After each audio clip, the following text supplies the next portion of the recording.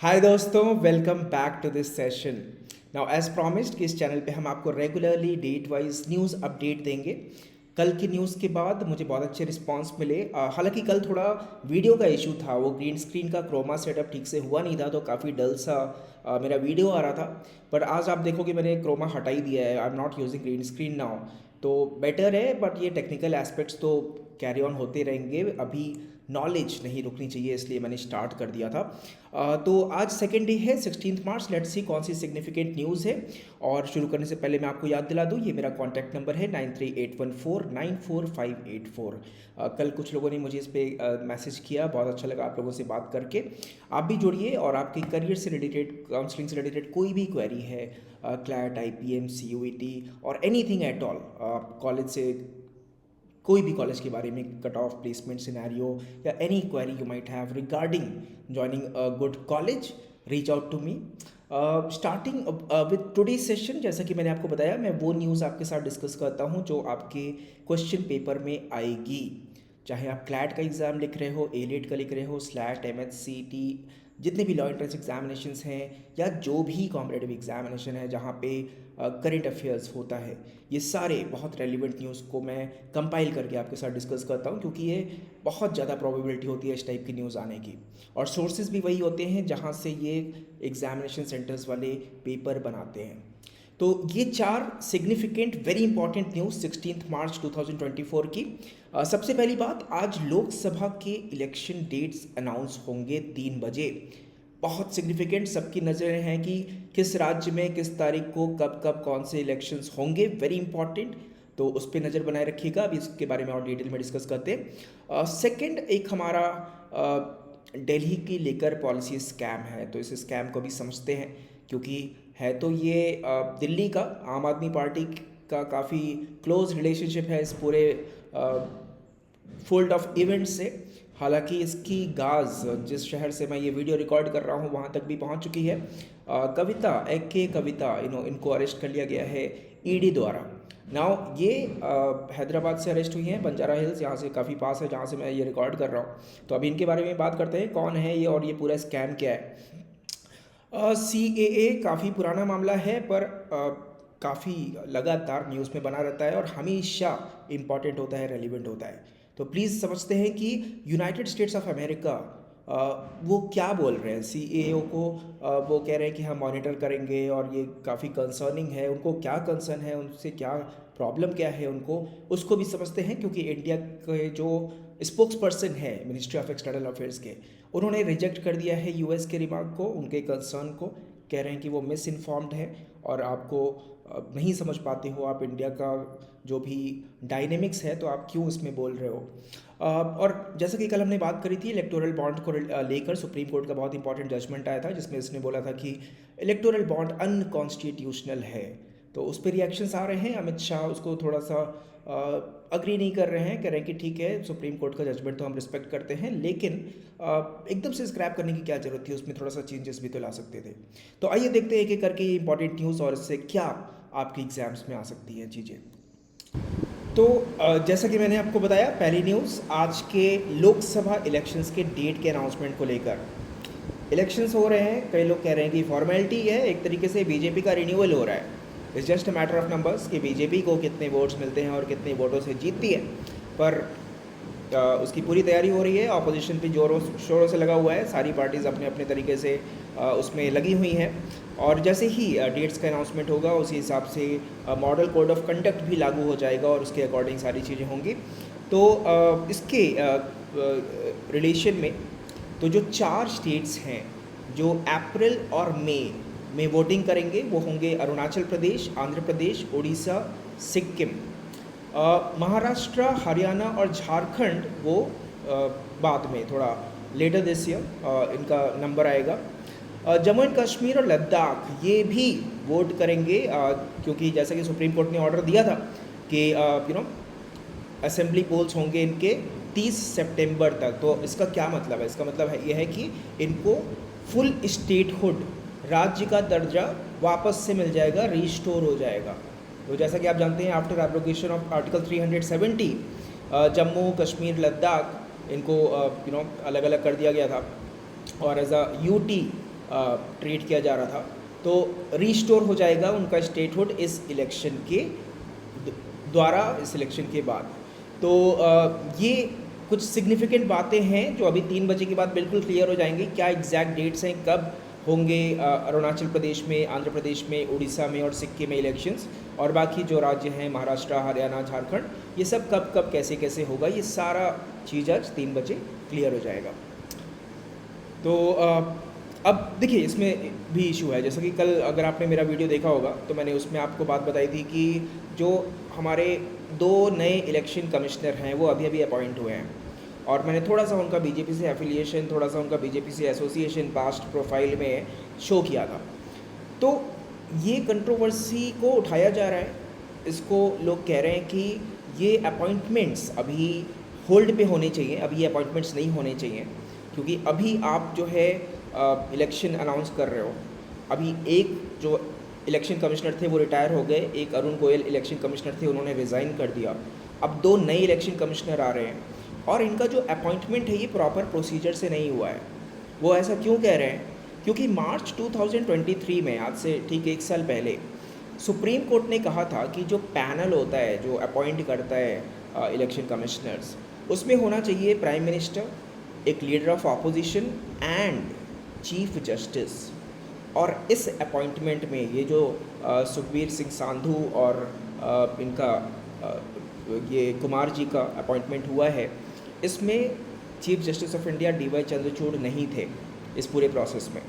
तो हालांकि आपका, जैसा कि मैंने कल भी आपको बताया था कि ये पहली बार ऐसा हुआ है कि जो नया एक्ट आया था इलेक्शन कमिश्नर के अपॉइंटमेंट को लेकर, उस एक्ट के थ्रू पहली बार ये अपॉइंटमेंट्स हुए हैं। उसमें प्राइम मिनिस्टर होना चाहिए और ये लीडर ऑफ अपोजिशन होना चाहिए, और जैसे कि आपको पता है कि अमित शाह कैबिनेट की तरफ से थे और ऑपोजिशन की तरफ से अधीर चौधरी थे। तो ये जो करंट लॉज हैं, इलेक्शन कमिश्नर्स अपॉइंट होते हैं by the president based on the input of a 3 member panel, जिसमें PM होंगे और उसमें एक यूनियन मिनिस्टर होंगे और लीडर ऑफ अपोजिशन होंगे, जैसा कि मैंने बताया, श्री नरेंद्र मोदी जी, श्री अमित शाह जी और श्री अधीर चौधरी जी। तो ऐसे तो हुआ है, लेकिन ये जो 2023 का जजमेंट था सुप्रीम कोर्ट का, उसमें जो चीफ जस्टिस की रिक्वायरमेंट बताई गई थी, वो उसको उठा के अभी बोला जा रहा है कि ये क्यों नहीं इम्प्लीमेंट हुआ, तो इस अपॉइंटमेंट को अभी होल्ड पे रखना चाहिए। हालांकि अभी थोड़ी देर पहले न्यूज़ में आया था कि अभी इसकी सुनवाई कि होल्ड पे रखना है कि नहीं रखना, इसकी अब 21 मार्च को होगी, 21 मार्च को होगी। तो देखते हैं क्या होता है, अब क्या ही होगा। अब तो इलेक्शन में बिज़ी रहेंगे सारे इलेक्शन कमीशन, तो अब अपॉइंटमेंट को लेके तो कंट्रोवर्सी नहीं होनी चाहिए। कल जो मैंने आपको बातें बताई थी, मैंने बोला था ये बहुत इंपॉर्टेंट है, इसलिए इसको मैं दोबारा से रिपीट करता हूँ। ये आपका रिवीजन है कि चीफ इलेक्शन कमिश्नर हमारे हैं श्री राजीव कुमार, जो हमारे इलेक्शन कमिश्नर हैं वो हैं श्री ज्ञानेश कुमार, और जो हमारे जो लेटेस्ट, ये दोनों जो लेटेस्ट अपॉइंट हुए हैं श्री सुखबीर सिंह सांधू। सो श्री ज्ञानेश कुमार, श्री सुखबीर सिंह सांधू और श्री राजीव कुमार, ये chief election commissioner and the other 2 election commissioners. ये बहुत इंपॉर्टेंट है, याद रखना। And Shri Rajiv Kumar is our 25th chief election commissioner, sorry. और ये बहुत इंपॉर्टेंट है आपके जनरल नॉलेज के पर्सपेक्टिव से, करंट अफेयर्स के पर्सपेक्टिव से। Coming to the second news, जो अरविंद केजरीवाल की पार्टी का ये जो दिल्ली एक्साइज पॉलिसी थी, अब तो स्क्रैप हो गई है, लेकिन एक टाइम पे आई थी, और उसमें क्या था कि जो शराब के ठेके होते हैं, जो लिकर लाइसेंस होता है, वो गवर्नमेंट बॉडीज़ को ना देकर प्राइवेट प्लेयर्स को दिया जा रहा था, और उसमें बोला जा रहा था कि बहुत सी मनी लॉन्ड्रिंग हुई, बहुत से फेवर्स दिए गए, बहुत सारे लोगों को लाइसेंसेस दिए गए, और उसके बदले में कुछ फेवर्स लिए गवर्नमेंट ने, आई मीन दिल्ली गवर्नमेंट ने। तो के कविता, अब के कविता कौन है? ये तेलंगाना के जो फॉरेन चीफ मिनिस्टर हुआ करते थे के चंद्रशेखर राव, उनकी डॉटर हैं। इनको एनफोर्समेंट डायरेक्टोरेट ने अरेस्ट कर लिया है कल। तो अरेस्ट हो गई हैं मनी लॉन्ड्रिंग केस में, जो कि दिल्ली एक्साइज पॉलिसी से लिंक्ड है। अब इसमें इंटरेस्टिंग बात क्या है, क्योंकि ये जो पूरा स्कैम है, पहले उसको समझते हैं कि ये स्कैम क्या है और इनका क्या रिलेशन है उससे, और आम आदमी पार्टी का क्या रिलेशनशिप है, और ये पूरा कैसे अनफोल्ड हुआ, और इसकी थोड़ी सी डिटेल समझते हैं, क्योंकि थोड़ा सा रेलिवेंट है। तो जैसा कि अरविंद केजरीवाल कहते हैं कि यही तो स्कैम है, तो सही बात है, यही स्कैम है। देखिए क्या स्कैम है। तो जो दिल्ली गवर्नमेंट है, इसने एक नई पॉलिसी लाई थी लिकर सेलर्स को लेकर 2021 में, नवंबर 2021 में। अब इस पॉलिसी के अकॉर्डिंग उन्होंने जितने भी गवर्नमेंट आउटलेट्स थे उनको शराब बेचने से मना कर दिया, और प्राइवेट पार्टीज़ को अलाउ कर दिया कि वो लाइसेंस ले शराब की दुकान का और स्टोर्स को चलाएं। अब केजरीवाल ने बोला कि इस पॉलिसी से क्या होगा, ब्लैक मार्केटिंग रुकेगी और हमारा रेवेन्यू बढ़ेगा। ऑब्वियस सी बात है, जितने ये जितने भी इंटॉक्सिकेंट्स होते हैं, be it alcohol, be it tobacco, state government का बहुत मेजर सोर्स होता है ये रेवेन्यू का। तो दिल्ली गवर्नमेंट की रेवेन्यू बढ़ेगी, कस्टमर्स को बेनिफिट होगा। आपने एक वीडियो देखा होगा जिसमें अरविंद केजरीवाल बोलते हैं कि आपके दवा दारू की व्यवस्था की, तो एक आदमी हाथ उठा रहा होता है, तो केजरीवाल कहते हैं कि दारू की नहीं की, दवा की। पर यहाँ पे देखिए दारू की भी करी दी है कहीं ना कहीं। तो ये जो नई पॉलिसी है, ये लिकर स्टोर्स को अलाउ करती है 12 बजे के बाद भी खुला रह सकते हैं, और जितना डिस्काउंट देना है उतना डिस्काउंट दें। बहुत से प्राइवेट लिकर स्टोर्स जो हैं वो दिल्ली गवर्नमेंट में 27% राइस कलेक्शंस में क्लेम कर रहे हैं करें। अब जो बीजेपी है, ऑफ कोर्स उसको तो मौका मिल गया कि ये जो है सब कुछ गलत हो रहा है। पहली बात तो कितना आसान है इसको अटैक करना, कि आप एक गवर्नमेंट हो, आप एक पॉलिसी चला रहे हो और आप लिकर को प्रमोट कर रहे हो, डिस्काउंट देने दे रहे हो, मिडनाइट के बाद खोलने दे रहे हो, प्राइवेट प्लेयर्स को अंधाधुंध लाइसेंस बांट रहे हो। तो दिल्ली गवर्नमेंट ने बहुत क्रिटिसाइज़ किया इस नई पॉलिसी को, केजरीवाल गवर्नमेंट को बहुत ऑफकोर्स क्रिटिसिज्म फेस करना पड़ा। तो ये और बहुत सारे रेजिडेंशियल एरियाज़ में भी लिकर स्टोर्स खुल गए, तो ये सारा थोड़ा कंसर्न था, इशू कंसर्न था। अब ये जो करंट कंट्रोवर्सी है जो मैंने आपको बताया, ये जो अभी रिसेंटली अरेस्ट हुआ है, ये अरेस्ट क्या है, ये कौन के कविता कौन है और उनका क्या कनेक्शन है, क्या लिंक है। तो जैसे कि मैंने बताया कि 2021 की, ये नवंबर 2021 का डेवलपमेंट है। फिर अगस्त में मिस्टर सिसोदिया, इनके घर पे रेड पड़ी, सीबीआई ने इनके घर पे रेड मारी, और फिर ईडी भी आ गई। अभी तो सीबीआई रेड मार रही थी, अब ईडी भी इन्वेस्टिगेशन में ज्वाइन कर ली। अब ईडी ने, क्योंकि सीबीआई ने एफआईआर दर्ज करी थी, तो मिस्टर सिसोदिया और 14 अदर्स को अरेस्ट कर लिया। फिर इस पूरी इन्वेस्टिगेशन में पता चला कि एक साउथ ग्रुप समझ रहे ना, अब यहाँ हैदराबाद तक बात आ गई है, तो ये साउथ ग्रुप भी इन्वॉल्व है। अब वो साउथ ग्रुप क्या है, के कविता, जो कि भारतीय राष्ट्र समिति की लीडर हैं, और as already mentioned chief minister Chandrashekar Rao, former chief minister Chandrashekar Rao की डॉटर है। YSRCP MP श्रीनिवासुलु रेड्डी और शरथ रेड्डी ऑफ ऑरबिंदो फार्मा, तो ये ग्रुप जो है, इसको साउथ ग्रुप बोला गया। अब इन्होंने बोला कि Aam Aadmi party had an arrangement है कि इनका साउथ ग्रुप का और आम आदमी पार्टी का एक ऐसा सांठ-गांठ था जिसमें कि साउथ ग्रुप फंड करा आम आदमी पार्टी के गोवा इलेक्शंस को, और साउथ ग्रुप को फंड तो किया, पैसे दिए, अब वो पैसे को रिकवर कैसे करेगा, ये लिकर बिजनेस के लाइसेंसेस को लेकर। तो जो वो दिल्ली में कंट्रोल करते हैं, तो दिल्ली में उनके जो लिकर शॉप्स वगैरह चलती होंगी, उनके लाइसेंसेस को गवर्नमेंट से वो लेंगे, दिल्ली गवर्नमेंट से वो लेंगे, और गोवा के इलेक्शन को फंड करेंगे। तो ये अरेंजमेंट बैठा गया, और इसको ईडी ने ट्रेस किया और देखा कि ऐसा अरेंजमेंट चल रहा है, इसलिए hence the current controversy, hence the current arrest, hence the investigation, and hence यही तो स्कैम है। तो आम आदमी पार्टी ने एक्यूज़ किया कि Aam Aadmi Party was accused of favouring this liquor network while giving out licences under the new policy. अब policy scrap हो चुकी है। तो ये है पूरा मामला लिकर स्कैम का, दिल्ली एक्साइज पॉलिसी स्कैम का। अब आप बताइए, आपको क्या लगता है?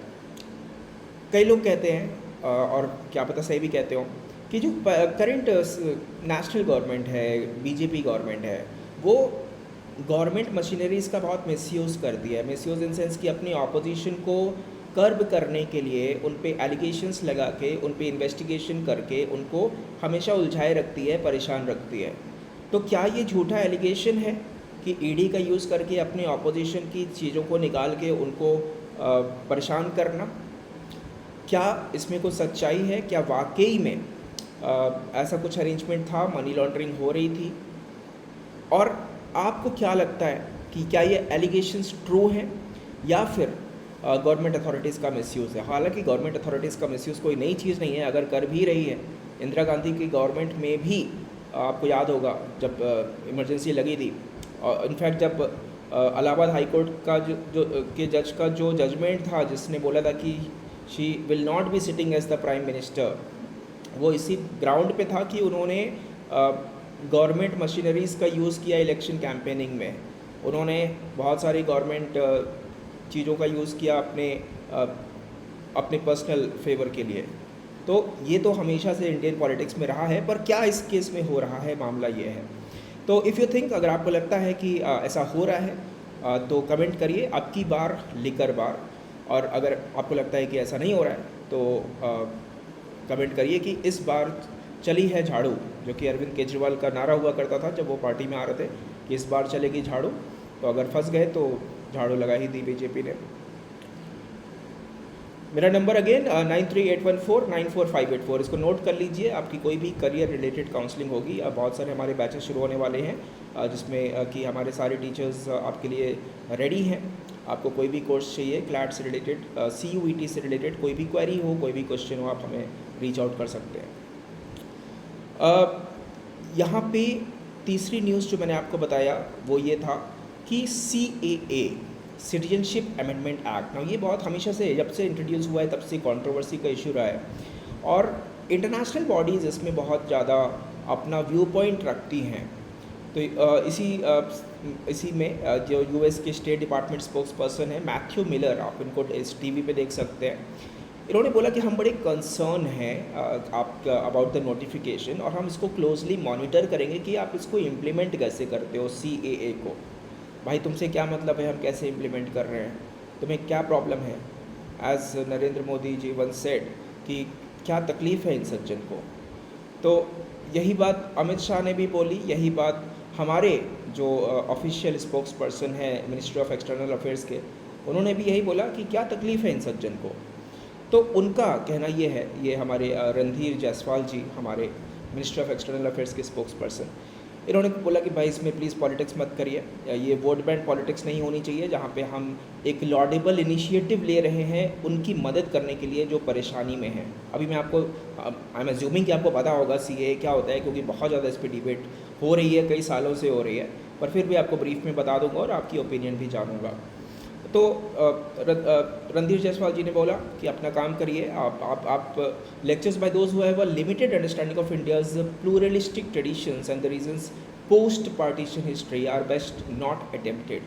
तो साफ साफ बोल रहा है US से कि जब आपको नहीं पता कि हमारा कैसे हमारा सिस्टम चलता है, हमारे सारे रिलीजन के लोग किस तरीके से रहते हैं, और क्या हमारा सेक्युलर सेटअप है, या जो भी हमारी आपस की अंडरस्टैंडिंग है, हमारा इंटरनल मैटर है, हमारी प्लूरलिस्टिक ट्रेडिशंस हैं, और प्री पार्टीशन पोस्ट पार्टीशन क्या हमारी एग्जैक्ट हिस्ट्री है, उसमें कैसे चीज़ें हुई हैं, जब आपको नहीं उसकी डिटेल पता है तो आप क्यों बाहर से अपना ज्ञान दे रहे हो। तो आप अपना काम करो, हमारा CAA हम अपने सही तरीके से कर रहे हैं, उसमें कुछ भी अनकॉन्स्टिट्यूशनल नहीं है, कुछ भी डिस्क्रिमिनेटरी नहीं है, और ये उनकी मदद करने के लिए है जो परेशानी में हैं। तो ऑफ कोर्स आई अज्यूम कि आपको पता है कि CAA में क्या है, पर फिर भी समझ लीजिए कि और तकलीफ़ क्या है लोगों को।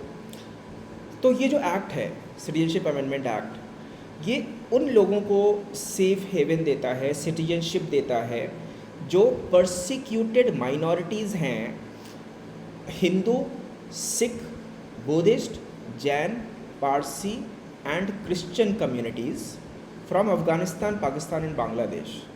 तो एसेंशियली ये तो मतलब लॉ के टर्म्स में ठीक से स्पेसिफाई करने का तरीका हुआ, साफ साफ कहने का मतलब ये है कि मुस्लिम के अलावा सब वेलकम हैं जो 2014 से पहले, 31 दिसंबर 2014 से पहले भारत में आ गए हैं, बड़े परेशान थे अफ़गानिस्तान में, पाकिस्तान में, बांग्लादेश में। उनको रिफ्यूज चाहिए था, शरण चाहिए थी, परेशान थे वहाँ पे, परसिक्यूशन हो रहा था उनका।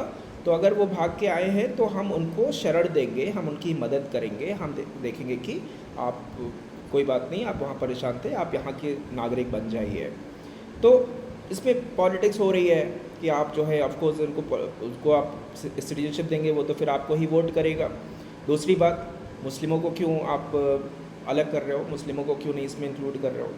तो बात यहाँ पे है कि अलग नहीं कर रहे हो आप। ये देखिए, अफ़गानिस्तान, पाकिस्तान, बांग्लादेश, ये मुस्लिम मेजॉरिटी कंट्रीज़ ही तो हैं, और बात यहाँ पे माइनॉरिटीज़ को प्रोटेक्शन देने की हो रही है। और वहाँ की माइनॉरिटीज़ तो हिंदू होंगे, वहाँ की माइनॉरिटीज़ तो सिख होंगे, बुद्धिस्ट होंगे, जैन होंगे, पारसीज़ होंगे, क्रिश्चियंस होंगे। तो हम तो माइनॉरिटीज़ को प्रोटेक्ट कर रहे हैं, और जो मुस्लिम्स हैं वो ऑलरेडी पाकिस्तान में हैं, मुस्लिम्स ही हैं सारे, ऑलरेडी अफ़गानिस्तान में हैं, ऑलरेडी बांग्लादेश में हैं, तो उनको क्यों हम सिटीजनशिप देंगे? और वो प्रोसिक्यूटेड भी नहीं है, और अगर है भी तो अपनी कंट्री में तो हम कुछ कर नहीं सकते ना, वो तो उनका इंटरनल मामला है। तो सिंपल सा फंडा ये है कि जो भी कम्युनिटी है हिंदू, सिख, बुद्धिस्ट, जैन, पारसी, क्रिश्चियन की, और जो परेशान है अफ़गानिस्तान, पाकिस्तान, बांग्लादेश में, वो अगर, और डेडलाइन भी सेट है, ऐसा नहीं कि अभी भी भाग के आ जाओ क्योंकि अब पता चल गया अब तो सिटीजनशिप मिल जाएगी, जिसका मन करे भाग के इंडिया आ जाओ। 31 दिसंबर 2014 से पहले या उस दिन भारत में आ चुका है, परेशान था, अब हम उसको भारत का नागरिक बनाएंगे। तो इसमें कोई प्रॉब्लम खास ऐसी होनी नहीं चाहिए, एक्सेप्ट कि आप बोलो कि अनकॉन्स्टिट्यूशनल है, आप ऐसे रिलीजन के बेसिस पे कैसे किसी को एक्सक्लूड कर रहे हो या किसी को इंक्लूड कर रहे हो। तो आर्ग्यूमेंट तो होते रहेंगे, पर अगर आप ऑनेस्टली देखिए तो एज सच इसमें कुछ गलत नहीं है कि अगर एक पर्टिकुलर कम्युनिटी जो परसिक्यूटेड माइनॉरिटी है और उसको अगर हम सिटीजनशिप देते हैं, तो एज सच कुछ मुझे तो गलत दिखता नहीं है। पर आप अपनी राय बताइए कि आपको क्या लगता है, और कमेंट करके बताइए अगर आपको लगता है कि सिटीजनशिप अमेंडमेंट एक्ट अनकॉन्स्टिट्यूशनल है या डिस्क्रिमिनेटरी है। आपको पता होगा article 15 of the constitution of India, it says that no person shall be discriminated on the basis of race, religion, caste, sex, place of birth और एनी ऑफ देम। तो अगर आपको लगता है डिस्क्रिमिनेटरी है, आर्टिकल 15 का वायलेशन है, या किसी भी कॉन्स्टिट्यूशन प्रोविज़न का वायलेशन है, या फिर अनकॉन्स्टिट्यूशनल है, तो फिर कमेंट करिए बुलडोज़र कि अनकॉन्स्टिट्यूशनल है तब भी कैसे अलाउ कर रहे हैं। और अगर आपको लगता है कि नहीं ठीक है, तो आप अमित शाह का डायलॉग लिख सकते हैं कि क्या बात कर रहे हो आप, जान दे देंगे हम इन परसिक्यूटेड माइनॉरिटीज़ के लिए। तो कमेंट करिएगा जो भी आपको लगता है, और उससे इंपॉर्टेंट इस पर कॉल कर लीजिएगा 9381494584। जो भी आपकी करियर रिलेटेड क्वेरी है हमारी टीम आपको सॉर्ट आउट कर देगी। मैं डायरेक्टली भी आपसे बात कर सकता हूँ अगर मैं अवेलेबल रहा उस टाइम पे। तो ओके, तो यहाँ पे आप जो लास्ट हमारा सेगमेंट है, कल मैंने थोड़ा सा लंबा वीडियो बना दिया था, 32 मिनट के ऊपर चला गया था, तो आज मैं थोड़ा जल्दी कर रहा हूँ क्योंकि आप लोग आजकल इंस्टाग्राम वाले ज़माने के लोग हो, इतना टाइम पढ़ाई को भी नहीं देते हो, और आई अंडरस्टैंड कि आपकी खुद की कमिटमेंट्स होती होंगी, तो हर किसी को इतना टाइम दे भी नहीं सकते। तो इसलिए मैं थोड़े शॉर्ट वीडियोज़ बनाऊँगा जिससे कि आप रिलेट कर पाएँ, टाइम दे पाएँ, रेगुलरली देखें, शेयर करें और साथ में बने रहें। ऐसा ना हो कि आप वीडियो की लेंथ देख के ही घबरा जाएं, भाग जाएं, नो मैटर कि कितनी सिग्निफिकेंट इन्फॉर्मेशंस आपको मिल रही हों। तो यहाँ पे रिएक्शन क्या हो रहा है इलेक्टोरल बॉन्ड के जजमेंट का। कल था 15 फरवरी को सुप्रीम कोर्ट ने जब इसको अनकॉन्स्टिट्यूशनल करार दे दिया था electoral bond judgement, electoral bond को। उसके बाद कल मैंने डिटेल में कल वाले वीडियो में बताया कि किस तरीके से supreme court SBI state bank of India से बोला कि आप लिस्ट बताइए। स्टेट बैंक ऑफ इंडिया ने वो लिस्ट इलेक्शन कमीशन को दी, इलेक्शन कमीशन ने वो लिस्ट रिलीज़ करी। उस लिस्ट रिलीज़ करने के बाद पता चला कौन से इंडिविजुअल्स, कौन सी ऑर्गेनाइजेशंस कितना फंडिंग किसको दिए हैं। तो उसमें एक सैंटियागो मार्टिन का नाम आया जो कि हाईएस्ट इलेक्टोरल बॉन्ड्स उस ड्यूरेशन में उन्होंने डोनेट किए। सो 1368 करोड़ का डोनेशन उन्होंने इलेक्टोरल बॉन्ड्स के थ्रू दिया। तो वो सारी चीज़ें कल हमने डिस्कस करी थी। तो यहाँ पे अमित शाह कह रहे हैं कि चलो ठीक है यार, मतलब अब सुप्रीम कोर्ट का जजमेंट है तो सुप्रीम कोर्ट तो सर्वोपरि है,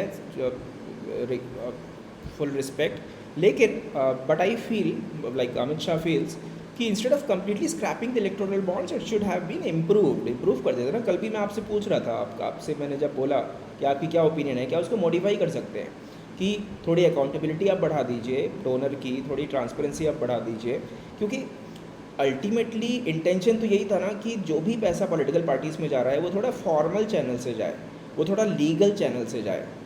ऐसे तो ब्लैक मनी दे दो, ऐसे तो कैश दे दो, ऐसे तो कुछ भी दे दो। तो यहाँ पे कम से कम एक ट्रेल तो है मनी का, भले ही एनोनिमस था तो उसकी एनोनिमिटी हटा दो, कुछ भी कर दो, मतलब उसमें सुधार का स्कोप हो सकता था अमित शाह के अकॉर्डिंग। बिल्कुल से स्क्रैप करने की क्या ज़रूरत थी। तो यहाँ पे क्योंकि जो लोग कह रहे हैं कि बीजेपी को बड़ी प्रॉब्लम हो रही है क्योंकि बीजेपी सबसे ज़्यादा चंदा ले रही होगी, ऑफकोर्स ये अरुण जेटली के टाइम का ही है ये इलेक्टोरल बॉन्ड का कॉन्सेप्ट। तो उसमें अमित शाह ने बोला कि भैया देखिए 20,000 करोड़ के इलेक्टोरल बॉन्ड में से बीजेपी को लगभग सिर्फ 6,000 करोड़ का ही मिला, तो बाकी कहाँ गया। तृणमूल ये टीएमसी को 1,600 करोड़ मिला, कांग्रेस को 1,400 करोड़ मिला, बीआरएस को 1,200 करोड़ मिला, बीजेडी को 750 करोड़ मिला, डीएमके को 639 करोड़ मिला। तो इसमें ऐसा थोड़ी कि सिर्फ बीजेपी को ही मिल रहा है, ये बॉन्ड है, सिस्टम बना है, तो जिसको जैसे करना है कर रहा है अपना, तो इसमें बीजेपी को क्यों आप टारगेट कर रहे हो। तो आप मुझे ज़रूर टारगेट करिए 9381494584। तो लास्ट में अभी हिंदुस्तान टाइम्स का एक डाटा है जिसके अकॉर्डिंग जो मतलब स्टेट बैंक ऑफ इंडिया ने डाटा शेयर किया इलेक्शन कमीशन के साथ, उसमें दिखाया कि 1260 कंपनीज़ और इंडिविजुअल्स ने मिल के 22,217 बॉन्ड्स लिए वर्थ 12,155.51 करोड़। और ये डाटा ऐसा नहीं कि बस एकदम अभी का है, 2019 से लेके 2024 ये पूरे ड्यूरेशन का डाटा है। तो कल भी जो मैं बता रहा था 1368 करोड़ रुपीज़ डोनेट कर दिए, एकदम एक साल में नहीं कर दिए, ये पूरे ड्यूरेशन की बात हो रही है। तो इस पीरियड में 20,421 बॉन्ड्स इस वर्थ के रिडीम हुए बाय 23 पॉलिटिकल पार्टीज़।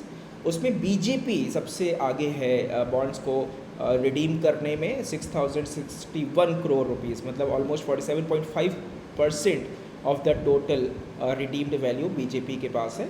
उसके बाद टीएमसी है, उसके बाद कांग्रेस है।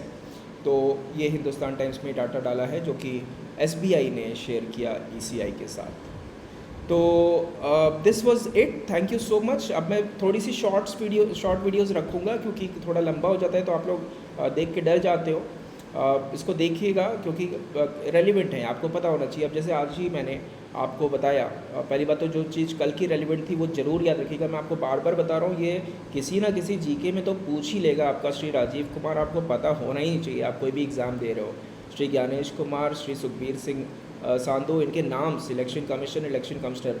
अच्छा, ऑल्सो कमेंट करके बताइए कल मैंने आपको बताया था किस कॉन्स्टिट्यूशनल आर्टिकल में इलेक्शन कमीशन की बात की गई है, वो भी ज़रूर कमेंट करके बताइएगा। और ये सारे इश्यूज़ तो हमने डिस्कस कर लिए। अब 3 बजे जब इलेक्शन कमीशन अनाउंस करेंगे इलेक्शन के डेट्स, किस राज्य में कब कैसे कहाँ इलेक्शन होना है, तो बने रहिएगा। इंपॉर्टेंट डेवलपमेंट है, कुछ पता चलेगा, कुछ डिस्कशन होगा, कुछ डिबेट होगा, मज़ा आएगा। तो चलिए, थैंक यू सो मच, मिलते हैं। और हमारे सोशल मीडिया हैंडल्स इस वीडियो के डिस्क्रिप्शन में दिए हैं, सबको फॉलो कर लीजिए। और उसमें अब आज से उसमें भी जो है डेली कुछ ना कुछ रेलिवेंट आप क्वेश्चंस और वोकैबुलरी और कई चीज़ों से रिलेटेड अपलोड्स होना शुरू हो जाएंगे। तो और नंबर तो हमारा है ही आपके पास 9381494584, इस पर आप हमसे चैट कर सकते हैं, हमें कॉल कर सकते हैं। वेबसाइट हमारी विजिट कर लीजिएगा ngserudite.com। इसमें मैं बहुत सारे कोर्सेज़ लॉन्च कर रहा हूँ, रिकॉर्डेड कोर्सेज़ भी होंगे, आप आराम से उसको सब्सक्राइब कर सकते हैं, या नहीं भी करना है सब्सक्राइब, आप हमसे बात कर सकते हैं, फ्री का ज्ञान ले सकते हैं। हम तो हमेशा रेडी हैं आपकी हेल्प करने के लिए। थैंक यू सो मच, मिलते हैं अगले सेशन में, तब तक के लिए all the best, good bye.